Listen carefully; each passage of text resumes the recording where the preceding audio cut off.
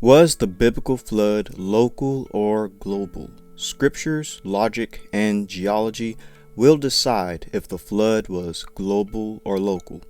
Let's begin our investigation by first reading the Scriptures. Chapter 6. And it came to pass, when men began to multiply on the face of the earth, and daughters were born unto them, that the sons of God saw the daughters of men that they were fair, and they took them wives of all which they chose. And the Lord said, My spirit shall not always strive with man, for that he also is flesh. Yet his days shall be 120 years.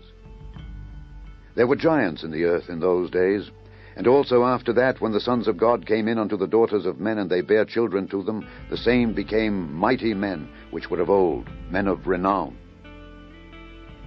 And God saw that the wickedness of man was great in the earth, and that every imagination of the thoughts of his heart was only evil continually. And it repented the Lord that he had made man on the earth, and it grieved him at his heart.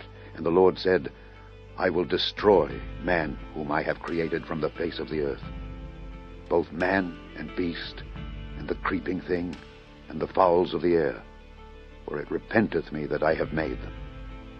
But Noah found grace in the eyes of the Lord. If the flood is local, and let's say it happened around the Black Sea or Mesopotamia, since some people subscribe to those locations, according to Genesis chapter 6 verse 1, it reads, Men began to multiply on the face of the earth, and daughters were born to them. Skeptics of a global flood try to say the word earth doesn't mean earth, but land. However, this makes very little sense, because wouldn't men be multiplying and having daughters all over the earth and not just one particular part of the land? Furthermore, Genesis chapter 6 verse 3 gives the reason for the flood. Genesis chapter 6 verse 3 reads, My spirit shall not strive with man forever, for he is indeed flesh, yet his days shall be 120 years. So the question I have is this verse only talking about the location that Noah is at? The Most High Spirit will not strive with man forever, only around the Black Sea or Mesopotamia? Or is this verse saying all over the planet? Genesis chapter 6 verse 4 adds more important details. Genesis chapter 6 verse 4 reads, Giants on the earth. The sons of God came unto the daughters of men. They bore children to them. Again, is this only occurring in the local area that Noah lived, or is this global? To me, it would seem like if this was local, the Most High would just call Noah and his family to leave the region, just like when he told Abram and his family to leave, or when he told Lot and his family. However, if the events described in Noah's time are global, then there isn't anywhere to flee to. After all, Genesis chapter 6 verse 1 says, Men began to multiply on the face of the earth. This is clear evidence that there is nowhere for Noah and his family to flee to. These events are happening all over the earth. And the next verse is clear of that fact. The flood was likely global because of the reason for it. Genesis chapter 6 verse 5 says, The wickedness of man was great in the earth. Every intent of the thoughts of his heart was evil continually. Is this only happening locally around the Black Sea or Mesopotamia? Only where Noah lives, there were wicked men whose thoughts are evil continuously? Or is this happening all over the earth? Well, the verse says what it says, the earth. Genesis chapter 6 verse 6 proves that it's all of mankind, not just where Noah lives. Genesis chapter 6 verse 6 says, The Lord was sorry that he had made man on the earth. He was grieved in his heart. Again, is this only in the Black Sea region or Mesopotamia? Or is this verse referring to all of mankind on the earth? at the time of Noah? Well, it literally says it in Genesis chapter 6, verse 7. This verse establishes that the flood had to be a global event. Genesis chapter 6, verse 7 reads, I will destroy man whom I have created from the face of the earth, both man and beast, creeping things, and birds in the air. I am sorry that I have made them. Again, I ask, is the Most High only going to destroy man, beast, creeping things, birds, only around the Black Sea or Mesopotamia, or off the face of the earth? Furthermore, is the Most High sorry that he had made man and all these other creatures in Noah's local region, or on the face of the earth? The following verses seem to imply it's a worldwide event. These are the generations of Noah. Noah was a just man and perfect in his generations, and Noah walked with God. And Noah begat 3 sons, Shem, Ham, and Japheth. The earth also was corrupt before God, and the earth was filled with violence. And God looked upon the earth, and behold, it was corrupt, for all flesh had corrupted his way upon the earth. Genesis chapter 6, verse 11 illustrates why the earth will be destroyed. Genesis chapter 6, verse 11 reads, The earth also was corrupt. The earth was filled with violence. So again, I ask, is this only near the Black Sea or Mesopotamia? The scriptures are clearly saying more than once that the earth was corrupt and violent, not just Noah's local region. Genesis chapter 6, verse 12 backs this up. Genesis chapter 6, verse 12 reads, God looked upon the earth, and indeed it was corrupt. All flesh had corrupted their way on the earth. Is all flesh only near the Black Sea or Mesopotamia, or is all flesh on the earth? Was all flesh only corrupt in Noah's local region, or was all flesh corrupted on the earth? The scriptures say it was the earth. After all, if humans were uncorrupt and better outside of where Noah lived, then why could Noah just leave that corrupt region that he lived in, like Abraham and Lot? Why does Noah have to stay in a single evil location? Unless, like what Genesis chapter 6 verse 12 reads, all flesh had corrupted their way on the earth. There was nowhere for Noah and his family to run to. This corruption and wickedness was happening all over the planet. But let's return to the scriptures. And God said unto Noah, The end of all flesh is come before me, for the earth is filled with violence through them. And behold, I will destroy them with the earth. Make thee an ark of gopher wood. Rooms shalt thou make in the ark, and shalt pitch it within and without with pitch. And this is the fashion which thou shalt make it of. The length of the ark shall be 300 cubits, the breadth of it 50 cubits, and the height of it 30 cubits. A window shalt thou make to the ark, and in a cubit shalt thou finish it above. And the door of the ark shalt thou set in the side thereof. With lower, second, and third stories shalt thou make it. And behold, I, even I, do bring a flood of waters upon the earth, to destroy all flesh wherein is the breath of life from under heaven. And everything that is in the earth shall die. But with thee will I establish my covenant, and thou shalt come into the ark, thou and thy sons and thy wife, and thy sons' wives with thee. And of every living thing of all flesh, 2 of every sort shalt thou bring into the ark, to keep them alive with thee. They shall be male and female.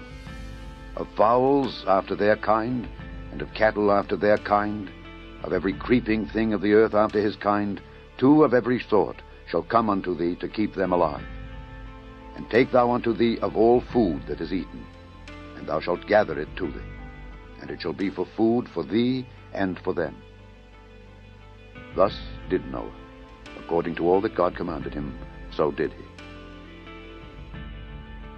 The scriptures repeat the message for the destruction and why it's happening. Genesis chapter 6 verse 13 reads, "The end of all flesh. The earth is filled with violence. I will destroy them with the earth." Reading the text is clear. All flesh will end off the earth because of their wickedness. This doesn't sound local, like it's just happening in Mesopotamia or near the Black Sea. The creation of the ark is even more evidence as to why it's global. Genesis chapter 6 verse 14 through 16 says, "Make yourself an ark, length 300 cubits, width 50 cubits, height 30 cubits, lower, second, and third decks." Now that's actually one massive ship for a local flood. And just to put into perspective, Noah's ark was in length 300 cubits, which equals to about 510 feet. The width was 50 cubits, which equals to 85 feet. And the height was 30 cubits, which equals into 51 feet. And the length of that is basically 1.5 football fields, and the width is about 2 school buses, and the height is 3 giraffes stacked on top of one another, and the volume is 483 semi-trucks. So as you can imagine, that is actually a massive, massive ship. So why go through so much work to build such a massive ship if the flood is local? Obviously, the ship couldn't have been made within a week. Some believe it took about 120 years to build the ship, with only Noah and his 3 sons, with the tools that they would have had back then. But for the sake of argument, let's say it took about a year or even a month, heck, a week to build the ark. In all of that time and hard work put into creating an ark, why couldn't Noah and his family just leave the Black Sea or Mesopotamia, where the flood was going to take place? If the flood was coming in 120 years, 1 year, 1 month, 1 day, or even 1 hour, Noah would have had plenty of time to leave. He knew it was coming. He knew ahead of time. So why go through so much time and work to build an ark if the flood was literally years away? Noah likely had years to leave, more than enough time to pack up and leave, just like Abraham and Lot did. But sticking with the interpretation that it took 120 years to build the ark, Noah and his family could have been long gone out of the flood's reach if it was local. They could have been in Arabia or India or North Africa, anywhere in the world, in the amount of 120 years. However, if the flood was global, then it makes more sense as to why Noah had to build such a large ship. There's literally nowhere to run to if a global flood is coming. And remember what the scriptures say: all flesh over the face of the earth is about to be destroyed. The evidence of this is in Genesis chapter 6 verse 17. Genesis chapter 6 verse 17 reads, "I myself am bringing flood waters on the earth, destroy from under heaven all flesh, in which is the breath of life. Everything that is on the earth shall die." It's very clear that the Most High is going to destroy the earth with a flood, and that all flesh with the breath of life, everything on earth shall die. Now, does this sound local? Of course not. The scriptures keep re-emphasizing key words such as earth, all flesh, breath of life, everything. I don't think this is happening only where Noah lives. Clearly, this seems to be global. Genesis chapter 6 verse 19 through 20 establishes this very fact. Genesis chapter 6 verse 19 through 20 reads, "Of every living thing of all flesh, you shall bring 2 of every sort. They shall be male and female." The Most High clearly wants Noah to save every living creature, not some or a few in the local region like in Mesopotamia or the Black Sea, but all. Now, if this was a local flood, why would Noah have to save any animals? Most of the time, animals can sense when a flood is happening and they leave. why didn't the animals just leave? Also, why would the Most High tell Noah to save animals when the same animals exist outside of Noah's local region? Any animals you can find around the Black Sea and Mesopotamia, you can find pretty much outside of that single location. Therefore, why save the animals? Perhaps the reason animals didn't leave the region, and perhaps the reason the Most High told Noah to save male and female of every living thing of all flesh, is because the flood is going to destroy all flesh. But now let's read chapter 7. Chapter 7. And the Lord said unto Noah, Come thou and all thy house into the ark, for thee have I seen righteous before me in this generation. Of every clean beast thou shalt take to thee by sevens the male and his female, and of beasts that are not clean by two the male and his female. Of fowls also of the air by sevens the male and the female, to keep seed alive upon the face of all the earth, for yet 7 days. And I will cause it to rain upon the earth 40 days and 40 nights. And every living substance that I have made will I destroy from off the face of the earth. And Noah did according unto all that the Lord commanded him. And Noah was 600 years old when the flood of waters was upon the earth. And Noah went in, and his sons, and his wife, and his sons' wives with him into the ark, because of the waters of the flood.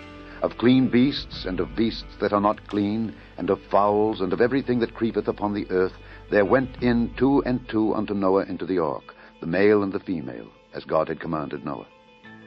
And it came to pass after 7 days, that the waters of the flood were upon the earth. In the 600th year of Noah's life, in the 2nd month, the 17th day of the month, the same day were all the fountains of the great deep broken up, and the windows of heaven were opened, and the rain was upon the earth 40 days and 40 nights. Genesis chapter 7 verse 1 through 3 re-emphasizes again that Noah is saving all animals.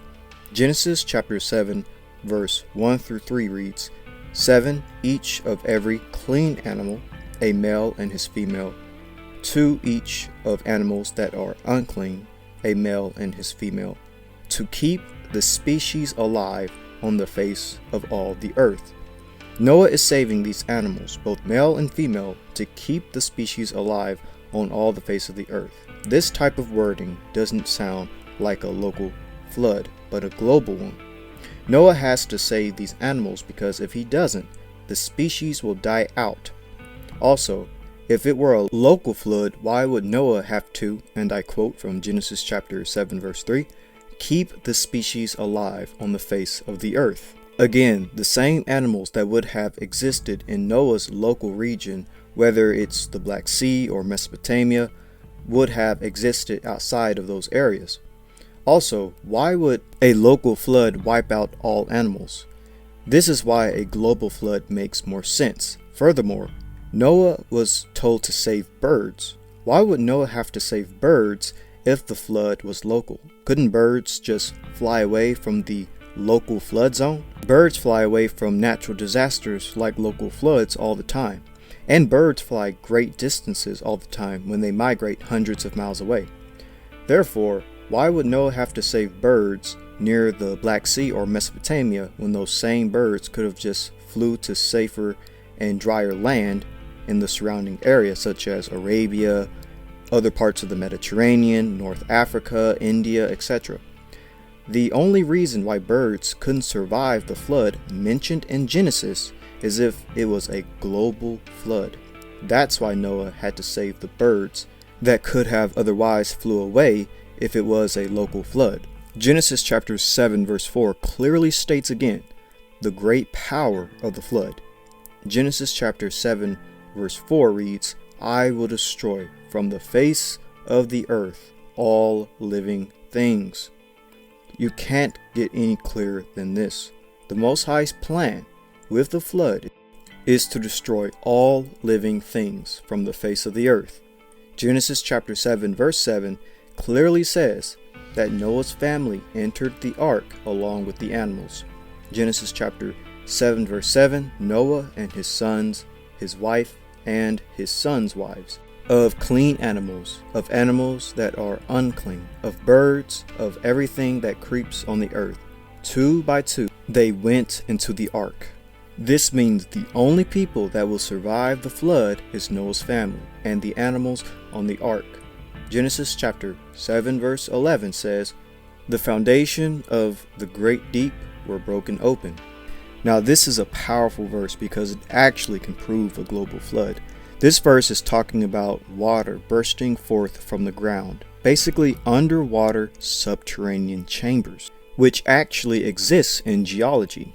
We'll cover this very soon because, as I stated earlier, it can prove a global flood. But this verse clearly points out that it didn't just rain for the flood to happen, but water came shooting out of the ground as well. For people that support a Black Sea or Mesopotamian local flood, there really isn't any evidence of a local flood in that region in which underwater chambers burst out of the ground. But let's return to the reading of the scriptures. In the selfsame day entered Noah, and Shem, and Ham, and Japheth, the sons of Noah, and Noah's wife, and the 3 wives of his sons with them, into the ark. They, and every beast after his kind, and all the cattle after their kind, and every creeping thing that creepeth upon the earth after his kind, and every fowl after his kind, every bird of every sort. And they went in unto Noah into the ark, 2 and 2 of all flesh, wherein is the breath of life. And they that went in male and female of all flesh, as God had commanded him. And the Lord shut him in. And the flood was 40 days upon the earth. And the waters increased, and bare up the ark, and it was lift up above the earth. And the waters prevailed, and were increased greatly upon the earth, and the ark went upon the face of the waters. And the waters prevailed exceedingly upon the earth, and all the high hills that were under the whole heaven were covered. 15 cubits upward did the waters prevail, and the mountains were covered. And all flesh died that moved upon the earth, both of fowl, and of cattle, and of beast, and of every creeping thing that creepeth upon the earth. And every man, all in whose nostrils was the breath of life, of all that was in the dry land, died. And every living substance was destroyed, which was upon the face of the ground, both man and cattle, and the creeping things, and the fowl of the heaven, and they were destroyed from the earth. And Noah only remained alive, and they that were with him in the ark. And the waters prevailed upon the earth 150 days. Genesis chapter 7 verse 13 through 16 repeats what previous verses have already said. Genesis chapter 17 verse 13 through 16 reads, "Noah's sons, Shem, Ham, and Japheth, and Noah's wife, and their 3 wives of his sons, entered the ark. Every beast after its kind, every creeping thing, every bird went into the ark, 2 by 2, in which is the breath of life, male and female of all flesh. Only Noah's family and the animals were allowed to survive what was to come." The following scriptures describe how destructive this flood would be, and that this flood had to have been global. Genesis chapter 7 verse 20 perfectly illustrates how it is impossible for the flood in Genesis to be local. Genesis chapter 7 verse 20 reads, "The waters prevailed 15 cubits upward, and the mountains were covered." The flood waters went above the mountains, and not only did the waters reach above the mountains, it went 15 cubits above the mountains. Now, for people that subscribe to a Black Sea region or Mesopotamian flood, how does that work? The water went above the mountains in Noah's local region, killing off all of wicked mankind in the local area, but didn't spill over into nearby neighboring regions. The water just stopped and only flooded where Noah lived. And if that's the case, why didn't people just leave the region that Noah lived in once people saw that the waters were getting dangerously high? The wicked people could have just escaped the flood and went to the part of the neighboring region of the land where it wasn't raining Genesis chapter 7 verse 20 perfectly reflects why this can't be describing a local flood, especially in the regions of the Black Sea or Mesopotamia. If the flood waters went above the mountains 15 cubits upward, then I have a question. Where did the water stop? Where is the flood zone radius? Where does Noah's local flood region begin and end? And why didn't the people just go to dry land? But more importantly, how would the water just stop 15 cubits above the mountains if the flood was supposed to kill all the wicked people where Noah lived? Genesis chapter 7 verse 21 through 22 explains why a local flood is actually ridiculous. Genesis chapter 7 verse 21 through 22 reads, "All flesh died that moved on the earth, birds and cattle and beast and every creeping thing and every man, all in whose nostrils was the breath of the Spirit of life. All that was on the dry land died. He destroyed all living things which were on the face of the ground, both man and cattle, creeping things and birds of the air. They were destroyed from the earth. Only Noah and those who were with him in the ark remained alive." These verses are pretty straightforward, saying that every animal and man, even birds, died on all the face of the earth that had the breath of life, except for those that were on the ark. If the flood was local, why didn't people and animals just move to the part of the earth that wasn't flooding? Again, the flood waters went above 15 cubits above the mountains, so they could have just walked to the opposite side of the flood, but you can probably see why this is ridiculous. But again, if the flood was global, the flood waters went above the mountains all over the planet, 15 cubits high. Then it makes sense that every animal and man, even birds, died all over the face of the earth, except for those on the ark. But let's read chapter 8 for even more understanding. Chapter 8. And God remembered Noah and every living thing and all the cattle that was with him in the ark, and God made a wind to pass over the earth, and the waters assuaged. And the fountains also of the deep and the windows of heaven were stopped, and the rain from heaven was restrained. And the waters returned from off the earth continually. And after the end of the 150 days, the waters were abated. And the ark rested in the 7th month, on the 17th day of the month, upon the mountains of Ararat. And the waters decreased continually until the 10th month. In the 10th month, on the 1st day of the month, were the tops of the mountains seen. And it came to pass at the end of 40 days that Noah opened the window of the ark which he had made, and he sent forth a raven, which went forth to and fro until the waters were dried up from off the earth. Also he sent forth a dove from him to see if the waters were abated from off the face of the ground. But the dove found no rest for the sole of her foot, and she returned unto him into the ark, for the waters were on the face of the whole earth. Then he put forth his hand, and took her, and pulled her in unto him into the ark. And he stayed yet other 7 days, and again he sent forth the dove out of the ark. And the dove came in to him in the evening, and lo, in her mouth was an olive leaf plucked off. So Noah knew that the waters were abated from off the earth. And he stayed yet other 7 days, and sent forth the dove, which returned not again unto him any more. Genesis chapter 8 verse 3 says, "The waters receded continuously from the earth." Again, doesn't sound like a local flood. Genesis chapter 8 verse 9 makes it clear that the whole world had to have been under the water, because when Noah sent out a dove, it couldn't find a resting place.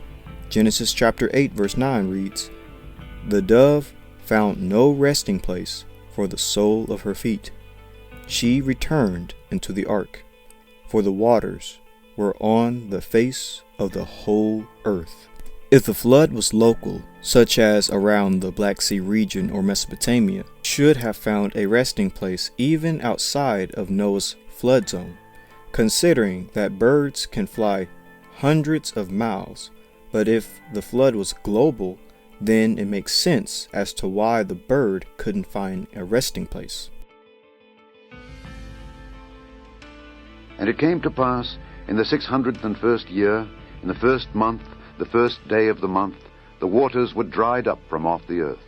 And Noah removed the covering of the ark, and looked, and behold, the face of the ground was dry. And in the second month, on the 27th day of the month, was the earth dried. And God spake unto Noah, saying, Go forth of the ark, thou, and thy wife, and thy sons wives with thee. Bring forth with thee every living thing that is with thee of all flesh, both of fowl and of cattle, and of every creeping thing that creepeth upon the earth, that they may breed abundantly in the earth, and be fruitful and multiply upon the earth. And Noah went forth, and his sons, and his wife, and his sons' wives with him. Every beast, every creeping thing, and every fowl, and whatsoever creepeth upon the earth after their kinds, went forth out of the ark. Genesis chapter 8 verse 13 reads, The waters were dried up from the earth. The following verse, Genesis chapter 8 verse 17, makes it clear why these animals were saved and that the flood wasn't local. Genesis chapter 8 verse 17 reads, Every living thing of all flesh, birds, cattle, and creeping things, be fruitful and multiply on the earth. These animals were saved to repopulate the earth. If it were a local flood, why would Noah have to save all these animals if more existed outside of the local flood zone? Now the next verse makes it clear to me why the flood couldn't have been local. And Noah builded an altar unto the Lord, and took of every clean beast and of every clean fowl, and offered burnt offerings on the altar. And the Lord smelled a sweet savor. And the Lord said in his heart, I will not again curse the ground any more for man's sake. For the imagination of man's heart is evil from his youth. Neither will I again smite any more everything living, as I have done. While the earth remaineth, seed time and harvest, and cold and heat, and summer and winter, and day and night shall not cease. In Genesis chapter 8 verse 21, the Most High says himself, Nor will I again destroy every living thing as I have done. The Most High said himself that he would never destroy every living thing. If this is a local flood, then it makes no sense, because many times in scriptures, the Most High has destroyed everything living in local areas, from entire cities like in Sodom and Gomorrah to even entire armies like the Egyptians and the Assyrians. So when the Most High says in chapter 8 verse 21, Nor will I destroy every living thing as I have done, is the Most High speaking about a local region, or is he talking about the world? The terminology seems to imply the world, which makes way more sense. Now let's look at chapter 9. Chapter 9. And God blessed Noah and his sons, and said unto them, Be fruitful, and multiply, and replenish the earth. And the fear of you and the dread of you shall be upon every beast of the earth, and upon every fowl of the air, upon all that moveth upon the earth, and upon all the fishes of the sea. Into your hand are they delivered. Every moving thing that liveth shall be meat for you. Even as the green herb have I given you all things. But flesh with the life thereof, which is the blood thereof, shall ye not eat. And surely your blood of your lives will I require. At the hand of every beast will I require it, and at the hand of man. At the hand of every man's brother will I require the life of man. Whoso sheddeth man's blood, by man shall his blood be shed. For in the image of God made he man. And you, be ye fruitful and multiply, bring forth abundantly in the earth, and multiply therein. The following verse makes it clear why the flood wasn't local, because the aftermath of the events. In Genesis chapter 9 verse 1, the Most High tells Noah's family, Be fruitful and multiply and fill the earth. This makes sense if all of mankind was wiped out and only Noah's family survived.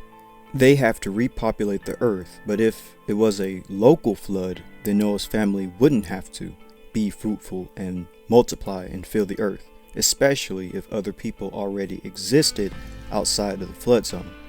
This same logic also applies to animals.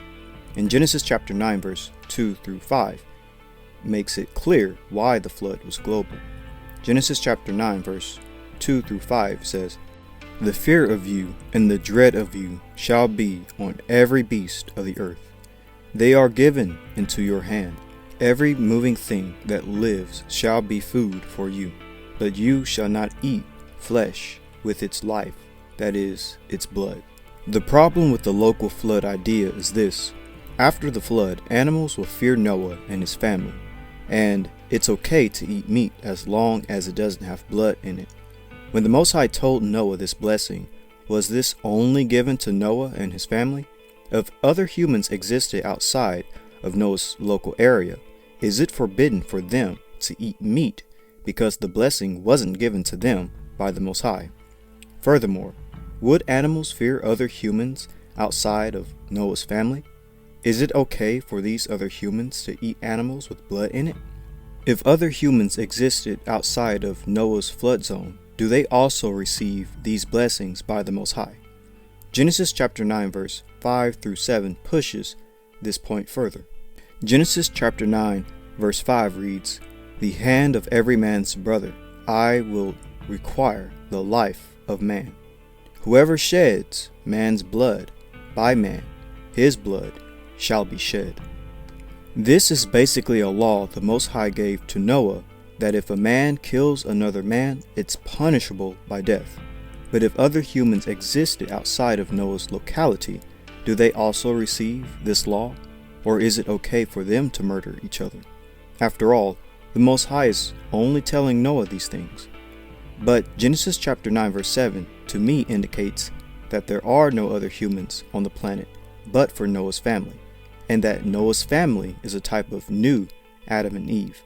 Genesis chapter 9 verse 7 says, "Be fruitful and multiply, bring forth abundantly in the earth, and multiply in it," which is an interesting parallel given to Adam and Eve when they were told to multiply and fill the earth. Noah's family must repopulate the earth. If the flood was local and other humans existed outside of Noah's territory, then why would the Most High command Noah to be fruitful and multiply on the earth? It makes sense if Noah and his family are the only humans left after the global flood. "And God spake unto Noah and to his sons with him, saying, And I, behold, I establish my covenant with you, and with your seed after you, and with every living creature that is with you, of the fowl, of the cattle, and of every beast of the earth with you, from all that go out of the ark, to every beast of the earth. And I will establish my covenant with you. Neither shall all flesh be cut off any more by the waters of a flood, neither shall there any more be a flood to destroy the earth. And God said, This is the token of the covenant which I make between me and you and every living creature that is with you for perpetual generations. I do set my bow in the cloud, and it shall be for a token of a covenant between me and the earth. And it shall come to pass, when I bring a cloud over the earth, that the bow shall be seen in the cloud, and I will remember my covenant, which is between me and you and every living creature of all flesh, and the waters shall no more become a flood to destroy all flesh. And the bow shall be in the cloud, and I will look upon it, that I may remember the everlasting covenant between God and every living creature of all flesh that is upon the earth. And God said unto Noah, This is the token of the covenant which I have established between me and all flesh that is upon the earth. Genesis chapter 9 verse 8 through 11 reads, Behold, I establish my covenant with you, and with your descendants, and with every living creature, every beast of the earth. Never again shall all flesh be cut off by the waters of the flood. Never again shall there be a flood to destroy the earth. Again, I ask, does this sound like a local flood? There has been many local floods near the Black Sea, Mesopotamia, and all over the planet. So if someone were to say Genesis chapter 8 verse 11 is referring to a local flood, then is the Most High lying? There has always been local floods. So is Genesis chapter 8 verse 11 referring to a local flood or a global flood? One thing is for sure, there can never be more than one global flood, but there can be many local floods. This verse would make more sense if it's talking about a one-time event such as a global flood. But here's another question if you believe in a local flood idea and that other humans existed outside of Noah's flood zone. When the Most High gave Noah the promise of no more local floods, was this only given to Noah's family, but all other humans didn't receive this promise from the Most High? If you go with this interpretation that all humans received this promise, then the promise isn't true because there are still local floods to this day. But if you make this flood only for Noah's descendants, then it still makes no sense because, as I stated before, local floods happen all the time in the places where Noah's descendants would settle.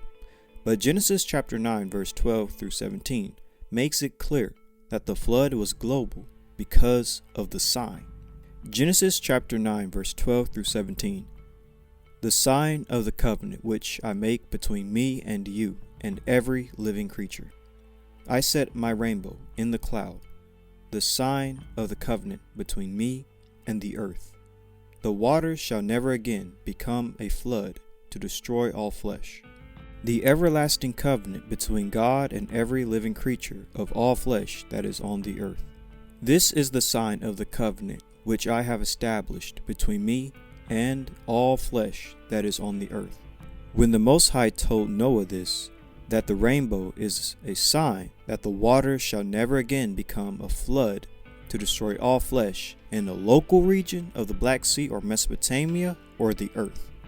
Do we only see the rainbow as a sign around the Black Sea in Mesopotamia, or do we see this sign, this promise, all over the planet after it rains? Is this everlasting covenant between God and every living creature around the Black Sea or Mesopotamia or on the earth? I do not believe that the flood mentioned in Genesis chapter 6 through 9 is local. It clearly describes a global flood, and this covenant was between the Most High and Noah and all current humans that descend from Noah and his 3 sons and their wives. They are the type of new Adam and Eve, as described in Genesis chapter 9 verse 18 through 19. And the sons of Noah that went forth of the ark were Shem and Ham and Japheth. And Ham is the father of Canaan. These are the 3 sons of Noah, and of them was the whole earth overspread. Genesis chapter 9 verse 18 through 19 reads, The sons of Noah who went out of the ark were Shem, Ham, and Japheth. From these the whole earth was populated. This does not sound local, but global. I believe all of humanity today descends from these 3 men, Shem, Ham, and Japheth. All other humans died in the pre-flood world, which was different from our world today. All of the blessings given to Noah come to us as well, because we are all descendants of Noah. Now let's cover the evidence of a global flood, because the scriptures isn't describing a local, mythical, or esoteric event. This worldwide event can be proven with science because the evidence is all over the planet. So let's cover that evidence. Copyright disclaimer. Under Title 17 U.S.C. Section 107, allowance is made for fair use for purposes such as criticism, comment, news reporting, teaching, scholarship, and research. Fair use is permitted by copyright statute that might otherwise be infringing. Non-profit, educational, or personal use tips the balance in favor of fair use. Hey guys, it's Mike Chen. I did a video a while ago about the hollow earth theory, and if you missed it, I'll put the link for you guys in my description box. In that video, I talked about a 2014 report where researchers from the University of Alberta obtained a small diamond from Brazil that contained a mineral called ringwoodite. The ringwoodite was significant because water was trapped inside it, and and it was formed about 250 to 350 miles below the planet's surface in the so-called transition zone between the upper and lower mantle. This finding suggests that there's an ocean inside the Earth, and that ocean might have as much water as all the world's oceans put together. Now, the theory that a vast water reservoir existing inside the planet is gaining more traction because two new studies suggest that there may indeed be vast quantities of water as far as 620 miles below the surface. In the first study, researchers from Florida State University and the University of Edinburgh estimated that water exists around 250 to 370 miles into the mantle. The water is stored and transported through a high-pressure form of the mineral brucite. Minerals such as brucite decompose deep in the earth, and as they decompose, they release water, which is recycled back to the Earth's surface via volcanic activity. They estimate the amount of water inside the Earth is around 1.5% of the weight of the planet, which is equal to all the ocean's waters put together. In another study, researchers from Northwestern University in Illinois discovered a diamond that made its way to the surface 90 million years ago. The diamond had an imperfection containing minerals that became trapped during the diamond's formation. When researchers looked at it under the microscope, they saw evidence of the presence of hydroxyl ions, which normally come from water. And the nature of the imperfection suggests that the diamond was formed in the lower mantle.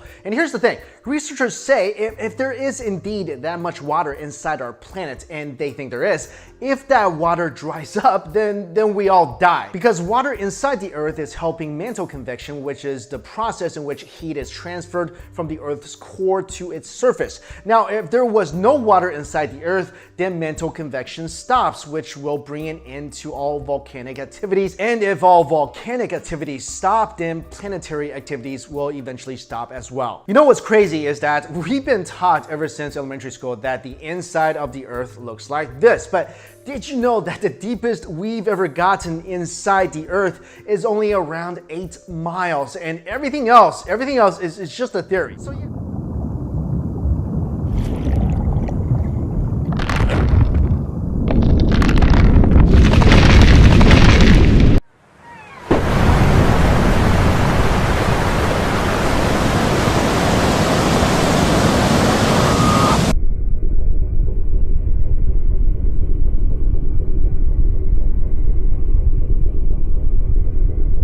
Natural history museums have displays and animations that try to make the case that the continents were once joined in a formation called Pangea and then slowly moved apart to their current locations over tens of millions of years. Well, it's actually quite obvious that the continents were in fact together at one time. Evolutionists and creationists agree on this point. But did they really spread apart over millions of years, or did it happen rapidly, even within just 1 year, during the flood of Noah's time? Stay tuned to find out.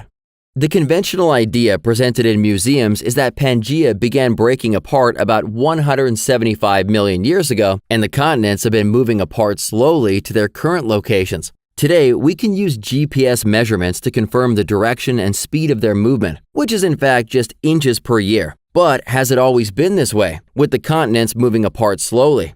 Actually, it hasn't, and we'll explain why this is the case, both biblically and scientifically. The Bible records that Noah's flood commenced when the fountains of the great deep began breaking open. The Hebrew term used for this is ba-ka, which means to cleave, rend, or break and rip open, to make a breach. This couldn't describe what we see any better. One of the largest tears, the Mid-Atlantic Ridge, includes perpendicular faults along its entire length, showing the formation of new seafloor that occurred rapidly during the flood, not slowly over millions of years. The raised and sloped features on each side of the rift also testify to the hot and buoyant rock that still lies beneath it. This is certainly something that happened quickly in the past and then slowed down greatly, as GPS measurements today indicate. The Bible describes these breached fountains of the great deep resulted in flooding the whole earth, with the highest hills being covered by over 20 feet of water. Everything that moved on land outside the ark died. After pouring years of study into the mechanics of the flood, 6 PhD scientists published a research paper titled Catastrophic Plate Tectonics, a global flood model of Earth history. The research revealed that fast-moving subducting oceanic plates were responsible for the continents breaking apart and spreading to their current locations, in contrast to the evolutionary ideas of slow continental drift and equally slow seafloor spreading. Ongoing research in this area has shown that this model also helps to explain volcanoes, mountain ranges, the shapes and positions of continents, and the generation of global tsunamis that explain rock layers. As a professional scientist, Dr. John Baumgartner has studied the flood and its mechanisms for over 40 years. Dr. Baumgartner is known for developing Terra, a computer program that investigates the flow of rock within the Earth's mantle. In 1997, U.S. News & World Report described him as the world's preeminent expert in the design of computer models for geophysical convection. Baumgartner has applied Terra to demonstrate that the Earth's mantle is indeed vulnerable to runaway instability, and that this instability is capable of resurfacing the planet in the time span of just a few months. We'll review many of these findings next. First, scientists of both creation and evolutionary persuasions agree that new ocean crust forms at ocean rift zones where two tectonic plates are moving apart. The plates in the rift migrate apart. Magma rises to fill the gap, is cooled by ocean water, and solidifies to make a strip of new ocean crust. The two plates are like conveyor belts that move away from the rift zone along one edge and usually toward a subduction zone along the other edge. At the subduction zone, the moving plate plunges into the mantle beneath and thus disappears from the surface. The main difference between creationist and secular understanding is that, in creationist understanding, during the flood, plate speeds were about 5 miles per hour instead of just a few inches per year, as measured today. The much higher speed is why the process during the flood is referred to as catastrophic plate tectonics. Next, we'll review some of the strong evidence supporting this theory, starting first with the big picture, then investigating some of the physical evidences in more detail. One of the clearest evidences is that the continents fit together like puzzle pieces. While many school textbooks credit Alfred Wegener with the discovery that the continents drifted from an original supercontinent like Pangea to their current location, it was actually a Bible-believing scientist named Antonio Snyder Pellegrini who brought this to light much earlier and published it in his 1858 book titled The Creation and Its Mysteries Unveiled. His theory was based on the biblical flood account, the obvious shape and fitting of the continents, and the fact that plant fossils found in both Europe and the United States were identical. We can see evidence around the world that the continents fit together. Just check out this map with all the ocean water removed. The deep continental shelves become visible, and we can see how the continents fit together like puzzle pieces to shape an Earth that used to be mostly a single landmass. This is especially obvious when looking at the matching jagged edges of lower South America and Africa. We can also see this notch of submerged land off the Grand Banks of Newfoundland and how it perfectly fits into a slot north of Spain. From a biblical standpoint, the continents fit together so well because of the catastrophic linear rifting that occurred when the fountains of the Great Deep were cleaved and pulled apart just thousands of years ago. We can see how the oceanic ridge system fits this biblical explanation well, covering more than 40,000 miles and circling the Earth 1.6 times over. The next evidence is the Ring of Fire, which is a 25,000-mile horseshoe-shaped string of oceanic trenches in the Pacific Ocean basin, where about 90% of the world's earthquakes and a large fraction of the world's volcanoes occur. It is also where most of the plate subduction is taking place today. From a biblical perspective, this long belt of volcanoes and earthquakes marks the location where vast amounts of ocean plate was rapidly subducted into the Earth's interior during the flood. Today, by comparison, the speed of subduction is extremely slow, and the resulting earthquakes and tsunamis are dramatically less frequent. During the flood, however, oceanic plates were subducting much faster, a process known as runaway subduction, caused by regions of cooler rock in the upper parts sinking downward toward the bottom, and the regions of warmer rock at the bottom rising upward toward the surface. Once set into motion, this process of rapid rising and sinking can run away, causing the plates to move on the order of 5 miles per hour, much faster than today's plate speed of just inches per year. From a biblical perspective, the runaway episode is the mechanism that brought worldwide flooding and tsunamis responsible for wiping out all terrestrial life on Earth outside the Ark. Computer experiments confirm these episodes of runaway subduction are inevitable under the right conditions. A major consequence of the rapid plate motion is the generation of a huge number of giant tsunamis. In today's world, at an ocean trench where an oceanic plate is steadily slipping into the mantle, the adjacent overriding plate generally is locked against it, and it is bent downward as the other plate slides into the mantle. As this motion proceeds, the overriding plate is deformed more and more in a spring-like manner until a stress limit is exceeded. At this point, the two plates unlock, significant slip between the plates occur, and the overriding plate returns to its original shape. Such an unlocking and slip event usually produces an earthquake, and in many cases launches a tsunami. During the flood, when plate speeds were much faster than today, this same locking and unlocking phenomenon also prevailed.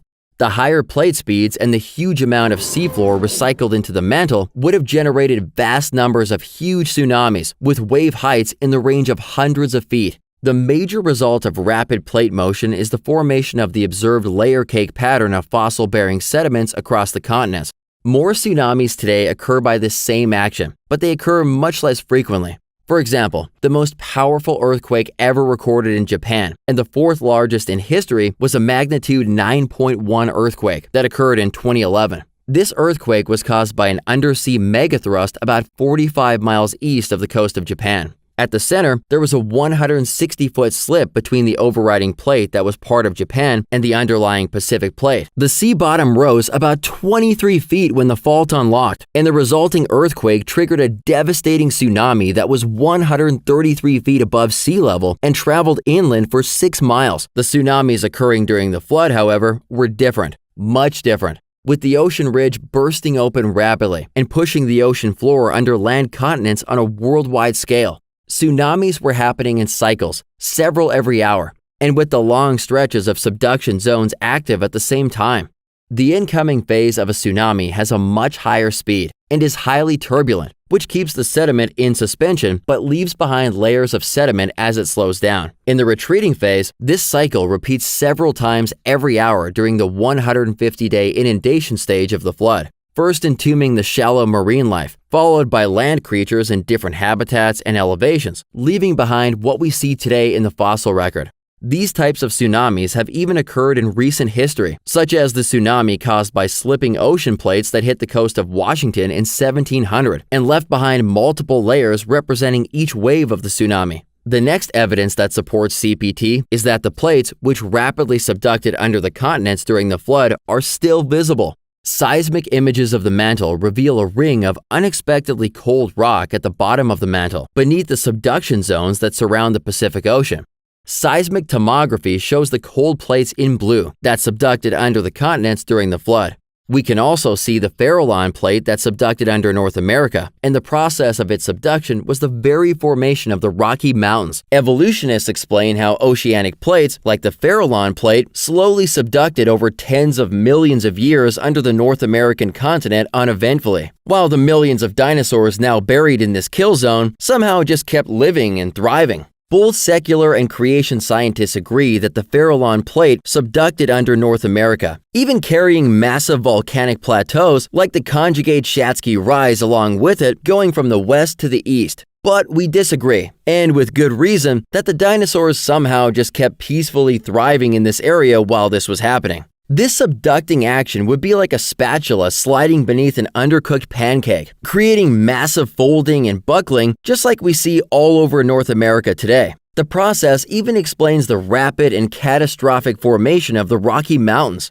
This happened just thousands of years ago during Noah's flood, when the fountains of the Great Deep were broken apart and the year-long process of the worldwide flood unfolded. Next, we have the extensive worldwide fossil record. The oceanic plates that subducted rapidly under land masses generated cycles of tsunamis that brought staggering quantities of sediment onto land that wiped out every living creature in their paths, burying them in the muddy layers we still see today.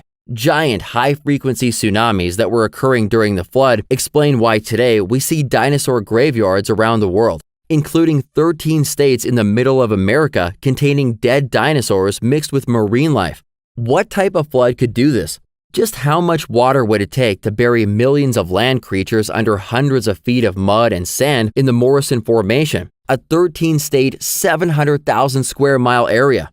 Just how did so many land creatures get buried together with marine life, with 97% of the dinosaurs found disarticulated, and many of the remaining 3% that are found intact discovered in mud and sand layers with their necks arched back, suffocating as they died? Next, we have evidence from secular geologists that the Cretaceous fossils are higher in elevation than rising sea levels alone could produce. There had to be some serious catastrophic buckling of the layers laid down by the CPT process while the layers were still wet and foldable. North America provides some clues to the massive nature of the flood.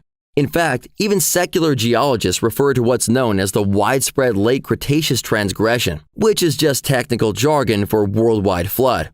Studies have revealed that a sea level rise of 310 meters is required to flood the Cretaceous layers based on their current elevation. However, the maximum thickness of the fossil layers produced by a 310-meter sea level rise is only about 700 meters. The challenge is that in North America, nearly 50% of the Cretaceous layers contain strata thicker than 700 meters, indicating that the continents had to sink and buckle during this global inundation. This is exactly what the catastrophic nature of the flood would have done. There's just no way that rising sea levels alone can explain the fossil record in North America. Something much more catastrophic that warped and submerged the continents just had to be involved. Next, we have one of the strongest evidences for the fast, catastrophic separation of the continents: fossil correlation. Secular textbooks and museums admit that fossils of the same species are found on matching sides of continents that were once together, but are now separated by over 3,000 miles of ocean. Did this happen slowly over millions of years, as museums state, or quickly over a year during Noah's flood? To find out, let's zoom in on two areas where matching fossils exist, straddling thousands of miles of ocean in between. Look at northeastern Brazil and where it was once situated in this notch on Africa's west coast. Do you know that multitudes of the same species lived in the area where these two areas were once joined?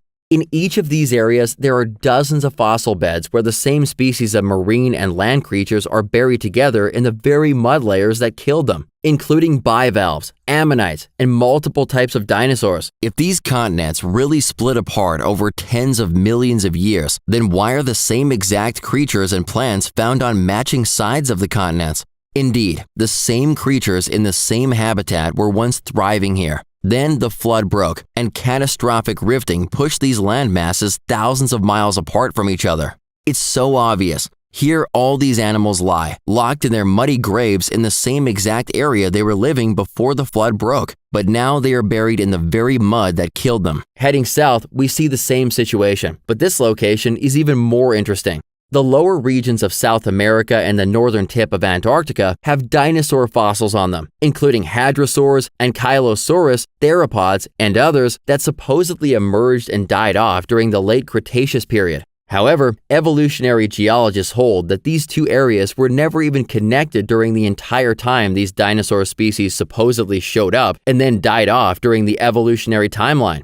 This means we should not expect to find matching fossils in South America and Antarctica, yet we do. Therefore, the animals that were fossilized there had to be living in this area when the continents were joined. They were killed and buried when this region was catastrophically torn apart. Many trilobite species also straddle both sides of the mid-Atlantic ridge and testify to the rapid nature of this catastrophe, with millions of the same kinds of animals that were once living together now found buried in mud and lime layers on either side. The evolutionary view holds that these continents moved apart slowly over millions of years. If this was true, the large rivers on the continents that straddle each sides of these rifts would have left a connected trail of mud stretching from one side of the Atlantic to the other. But what we see from the evidence is that they were rapidly split apart, and then the draining and erosion started. Major rivers like the Congo, Mississippi, and Amazon run off the continents and have mud fans with only thousands of years worth of mud deposits, not millions. Also, there are flat sand bottoms on each side of these continents, showing they were split apart rapidly. They don't have millions of years worth of runoff with extensive mud extending out into the ocean. These rivers began shaping and eroding only thousands of years ago,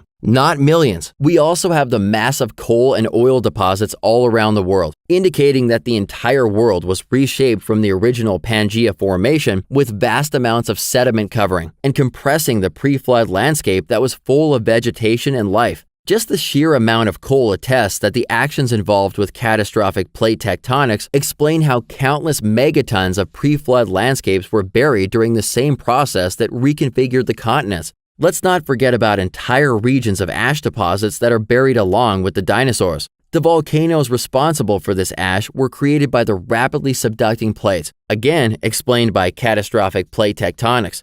The data supporting catastrophic plate tectonics being responsible for the breakup of Pangea is overwhelming. We have torn apart continents that once fit together, a 40,000-mile rift system, a massive mid-Atlantic ridge, subducted ocean plates around the world, a ring of fire from where the plates are still subducting, a massive fossil record with the same types of creatures now separated by thousands of miles of ocean, river fans that were laid down after the continents separated, volumes of coal and oil from the rapidly buried pre-flood landscape, and ash generated by volcanoes erupting from the motion set in place by the rapidly subducting plates. Evolutionists and creationists have the same data, but this data is interpreted through worldview lenses that lead to very different conclusions. Evolution's Pangea split apart millions of years ago by random processes and led to the configuration of Earth today. If the Bible is correct, Pangea was a pre-flood paradise that became marred with sin, and the resulting judgment from God left behind a trail of incredibly obvious markers that Earth was catastrophically reshaped during the biblical flood. To some, the idea of Noah's flood conjures up images from Sunday school Bible stories of a small boat overstuffed with cute animals that gently bobbed in an ocean for 40 days. Many simply call it a myth. Fewer and fewer these days believe the flood account from Genesis 6 to 9 is actual history. The Bible frames the flood as an actual historical event, one that involved a specific family of 8. Genesis says the flood lasted for a full year, engulfed the entire world, and preserved animals, plants, and humanity from well-deserved judgment. The flood represents the most detailed account of any single event in the Bible. Both the Apostle Peter and Jesus even referred to the Genesis flood as a real historical event. So it's safe to say that the credibility of the Bible, and even Jesus himself, hinges on whether the flood account actually happened as described in Genesis. Join us now as we reveal how Noah's flood lines up with brand new scientific research. Over 1,800 oil well boreholes from 4 continents have all been compiled and mapped.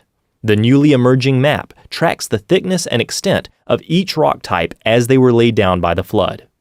This research reveals the same 6 megasequences of sedimentary rock deposits across multiple continents. Each megasequence contains a huge stack of rock, often with coarse-grained sandstone on the bottom, then finer-grained deposits like shale, then topped by limestones. Each megasequence is bounded above and below by flat, eroded surfaces called unconformities. A few places on Earth have layers that represent all 6 megasequences. How did they get there? What do they say about Noah's flood? Catastrophically water-deposited sedimentary layers top most of the world's continents. Would Noah's flood bring lots of water and lots of mud? Geologists agree on the 6 megasequences, but they differ on the timescale in which they happened. If they took millions of years, then they have little to do with the flood, but if they were all deposited rapidly and recently, then the flood should come to mind. Many also question when a larger landmass, such as a Pangea-like supercontinent, broke into continents that moved to their current configuration. For the first time ever, new megasequence maps allow us to see how the flood shaped our entire planet, just like the Bible said, including reconfiguring the continents. According to Genesis, the Garden of Eden was a lush paradise, one that was set up for eternal life, worldwide vegetarianism, and harmony with our Creator. There was no bloodshed, disease, or even death. Plants and trees had no thorns or thistles, and humans tended God's creation. Then came the fall. We disobeyed God and ate the forbidden fruit. Sin entered the world, and death through sin. Suffering, pain, mutations, and cancer now plagued humanity. Plants and trees grew thorns, and we transitioned from keepers of a lush garden to laboring farmers. The earth and universe began to decay and groan under the weight of sin's curse. Not even 2,000 years later, humanity had turned so corrupt that God sent the flood as a judgment against us. For God saw that the wickedness of man was great in the earth, and that every imagination of the thoughts of his heart was only evil continually. And God said to Noah, "The end of all flesh is come before me, for the earth is filled with violence through them, and behold, I will destroy them with the earth." God instructed Noah to make an ark, a word that means box or chest, to specific dimensions, materials, and construction. And Noah did according unto all that the Lord commanded him. And Noah and his family entered the ark along with 2 of every basic kind of land-dwelling, air-breathing animal with nostrils. These add up to about 5,000 pairs of animal kinds needed to reproduce all the variety in animal life we have today. Then, in the 600th year of Noah's life, in the 2nd month, the 17th day of the month, The same day were all the fountains of the great deep broken up, and the windows of heaven were opened. These two events, the fountains of the great deep breaking up and the windows of heaven opening, began the first day of a 371-day-long calamity that resurfaced the earth and killed everything that moved on land. Hot magma mixed with steam pierced the earth's crust. Giant rifts or tears ran thousands of miles across the planet. Scalding hot magma vaporized massive amounts of water that jetted into the atmosphere. The water fell back to Earth as intense global rain, along with torrential rain from heaven for 40 days. Worldwide catastrophic rifting caused massive mud-filled tsunamis to speed across deep ocean floors, then onto shallow ocean floors, killing everything in their path. The first mega-sequence wipes out mostly shallow marine habitats. The bursting fountains of the great deep spew out megatons of magma and carbon dioxide. Sure enough, the first mega-sequence rocks show a spike in volcanic activity and massive amounts of carbon dioxide. During these first 40 days, intense water currents overtopped most of the flooded continents.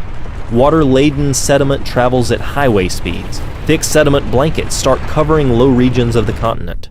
Fossils show that the first 3 mega-sequences buried the shallow seas that were filled with marine life, as these deposits have almost no trees or land animals.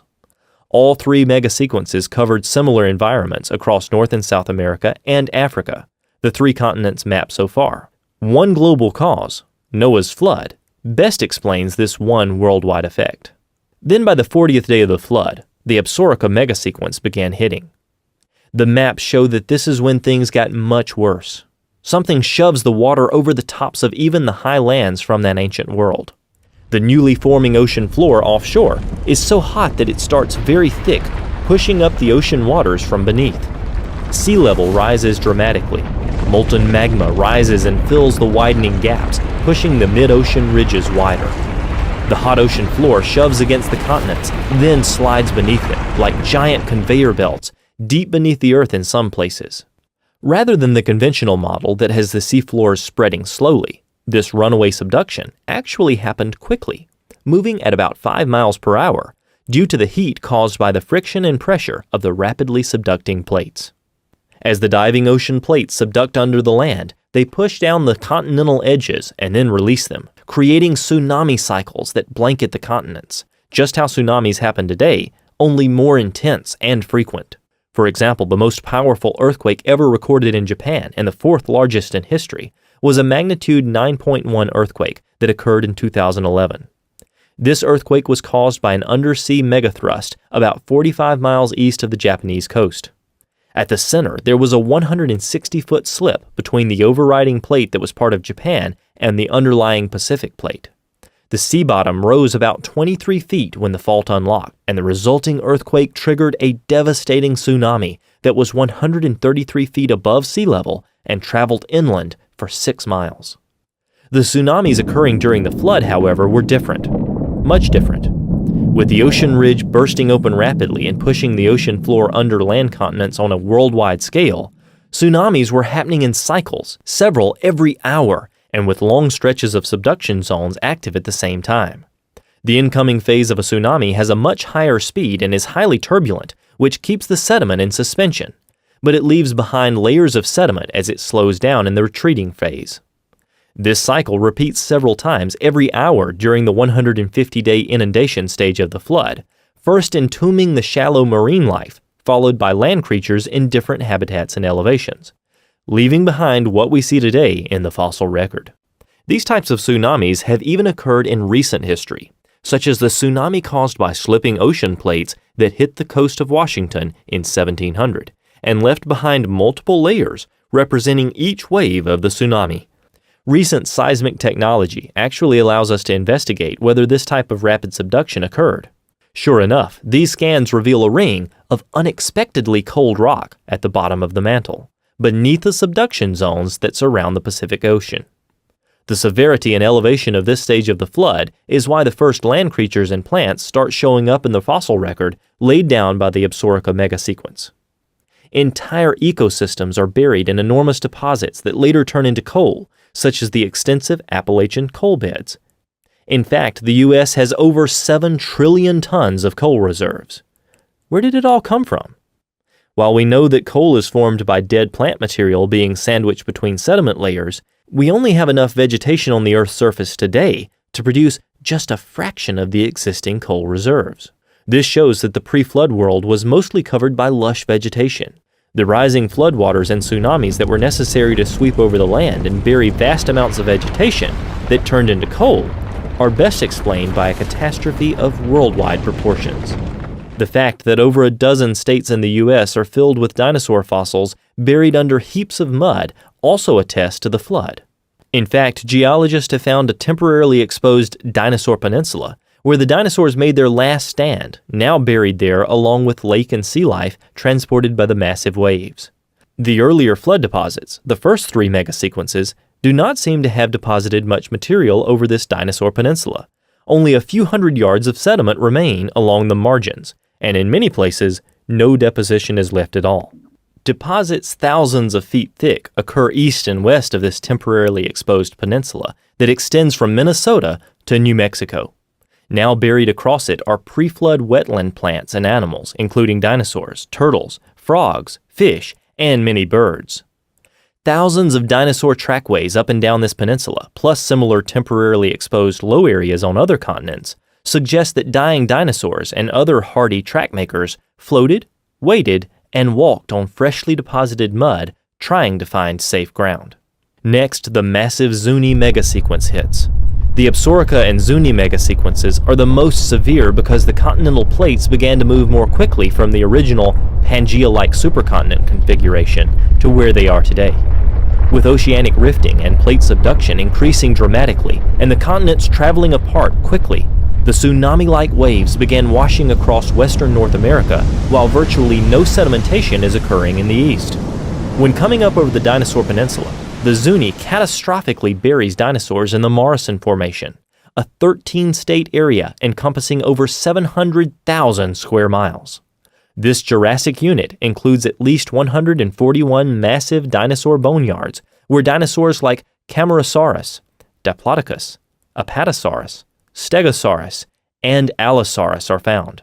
The Cretaceous layers, like the Hill Creek Formation, are found on top of the Jurassic and hold hundreds of mass boneyards containing several different types of dinosaurs, such as T-Rex, Triceratops, Centrosaurus, and Edmontosaurus that had been living in a different ecosystem, also buried by the Zuni.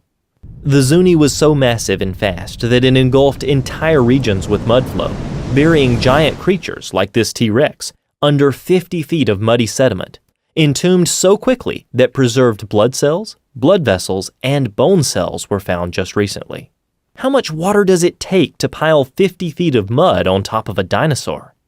The Dinosaur National Monument in Utah contains thousands of visible bones from 11 kinds of dinosaurs that were buried in a jumbled mass in the Morrison Formation, together with crocodiles, turtles, lizards, frogs, and clams.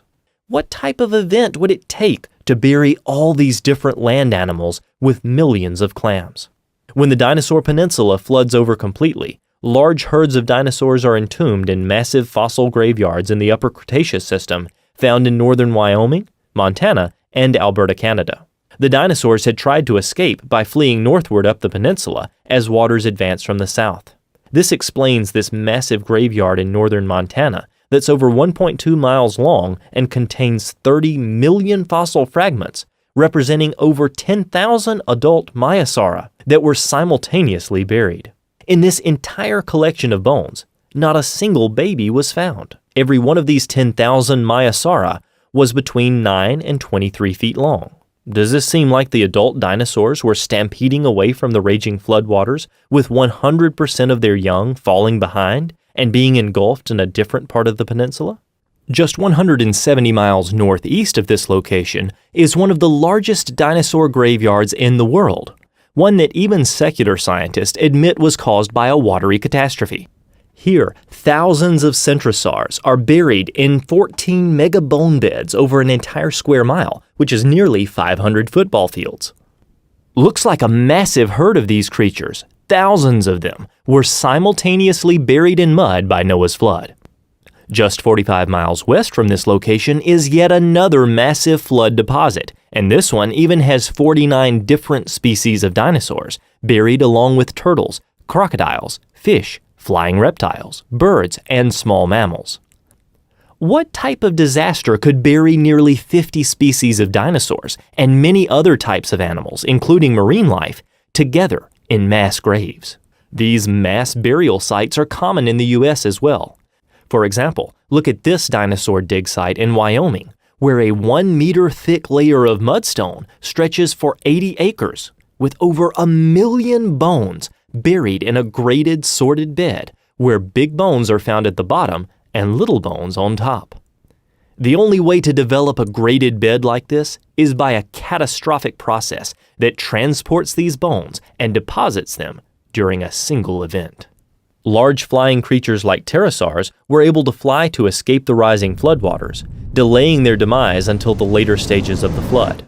The fossil record shows they are buried in many different layers all over the world.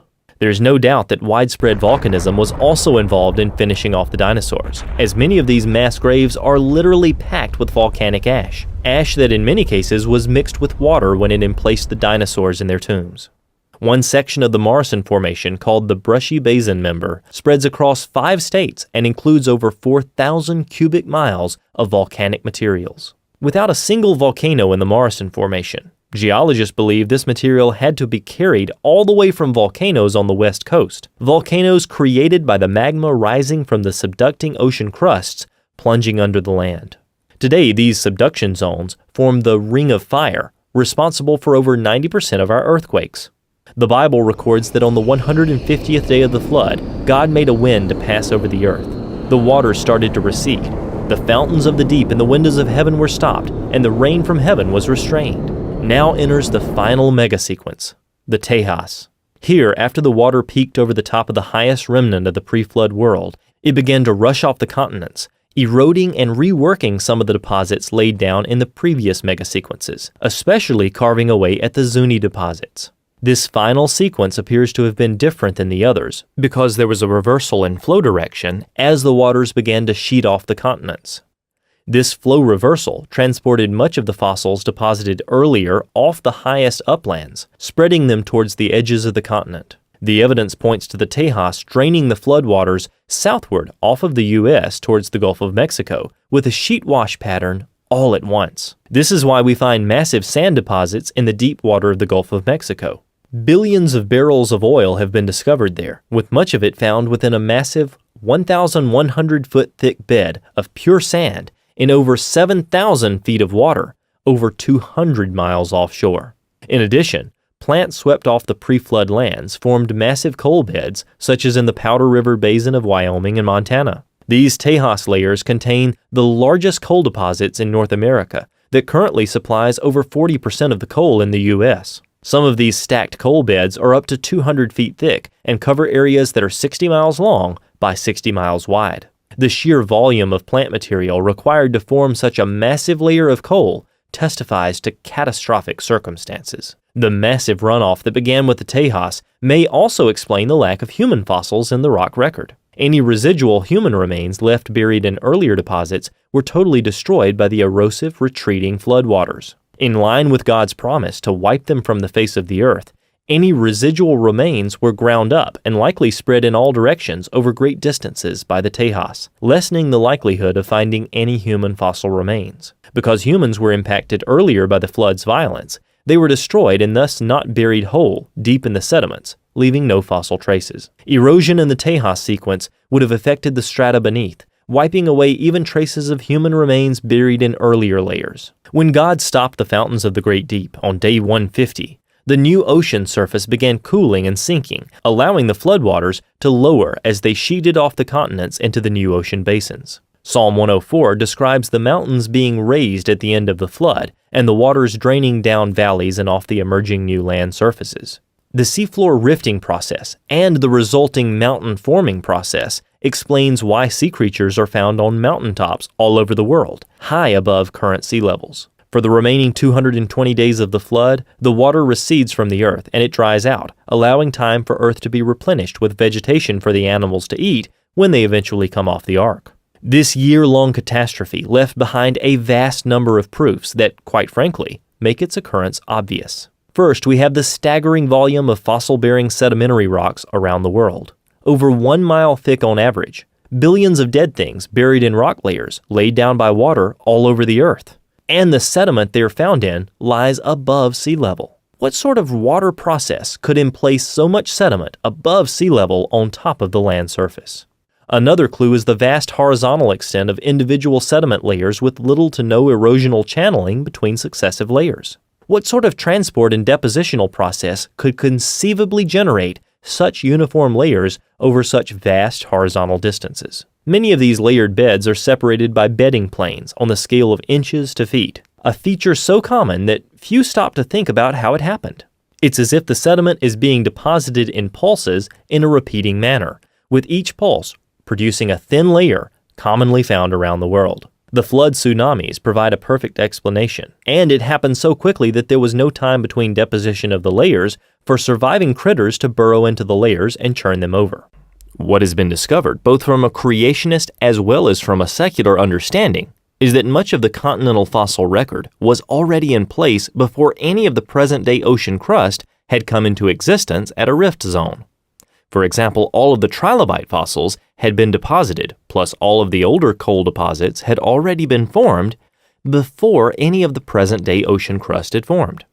Since in creationist understanding, the presence of fossils is a completely trustworthy indicator of the action of the flood, this means that much of the flood cataclysm had already unfolded and had generated fossil-bearing sediments on the continental surface before any of the present-day ocean floor had appeared.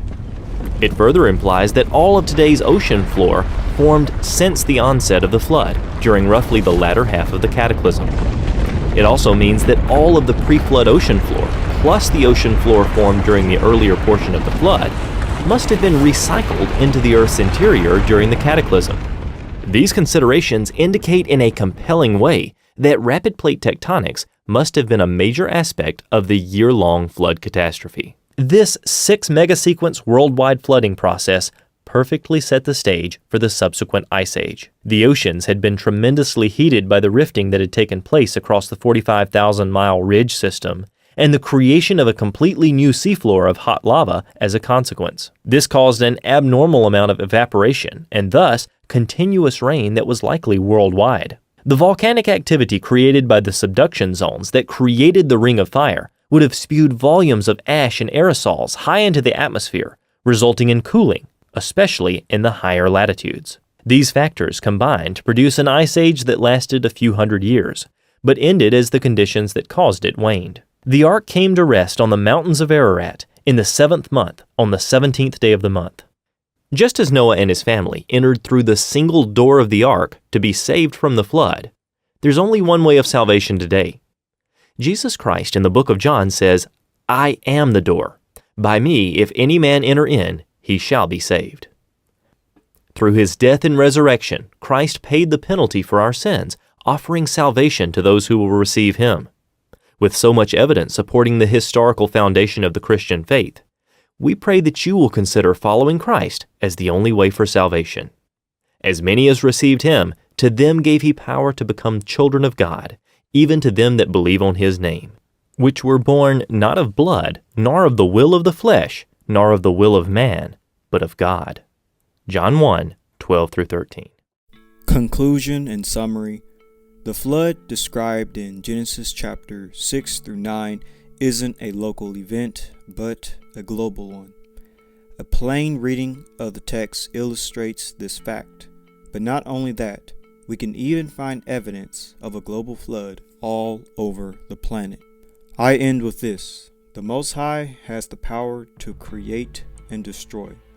He destroyed the old world so thoroughly that at first glance of our modern world, it looks perfect. But an even greater and perfect world once existed, and through careful examination, we can see that our world is buried under another. The coal and the fossils we find in the ground is a reminder of how much the Most High hates sin, so ponder on that. But I'll also end with this. All of current humanity descends from Noah, the most righteous man of his generation. We all share a forefather who was righteous in the sight of the Most High. So ponder on that as well. Shalom.